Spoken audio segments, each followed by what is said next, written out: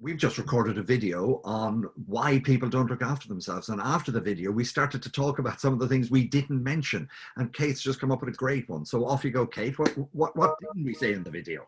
Well, we didn't say about personality, because I think that's a huge influence in our behaviour, of course. And then Sally also mentioned a whole list of things that... So, yeah. So over to you, Sally. What was on your list? Well, we were talking about why don't people slow down to gather their energy, to get them ready for the race ahead. And I said, but it's so complex because it's about my personality, but it's also about my upbringing. It's also about understanding what's going on in my brain and the fact that I've become addicted to dopamine and the volume of Zoom calls that I do. It's the, as Kate said last week, neurological, physical, beliefs, values, upbringing, personality, so many things that are a complex mix that make us the unique, beautiful individuals we are, but also our potential obstacles for doing the right thing for ourselves.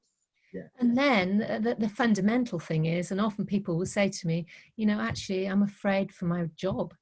You know, there's people being made redundant here, and I don't want to be a redundancy risk. Yes. So, and also that the job gives people a very high sense of self-worth and self-identity. So, you know, I don't want to lose my job, but I also want to be seen to be good at my job. And my definition of being good is doing all of these things. So you're getting into this really vicious loop, aren't you, of your upbringing and your values and your behavior are all meshed into, you're just not stopping to look after yourself.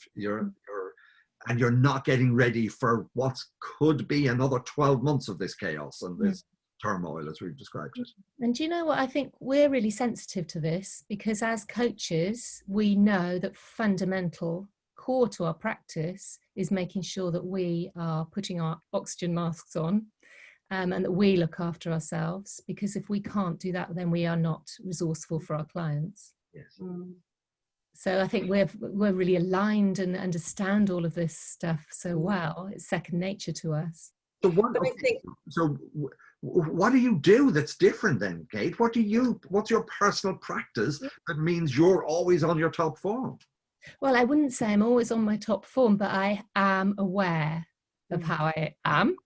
I have a supervisor. So all executive coaches have someone that they work with to help them with their practice, with any ethical dilemmas they have, and with themselves, with their resourcefulness. So we're resourcing ourselves through having a coach ourselves.